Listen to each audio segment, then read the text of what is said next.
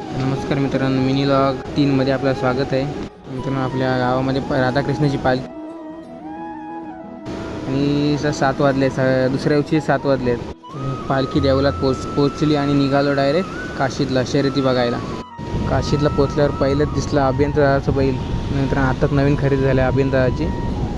शर्यतीला बैलजोडी यायला सुरुवात झाली. रामजी वने यांची जोड आहे मित्रांनो. अमोल कोतवाल नांदगाव यांची जोड आहे. एक काल गाजवले आणि मित्रांनो छोटा सोन्या. अमित दादा नाईक यांची घरची जोडणार. दानोली पाखरे आणि लाड बैजा. परिवेश बेलोशे काशी त्यांच्या दोन्ही जोड्या मित्रांनो मैदानात आल्या.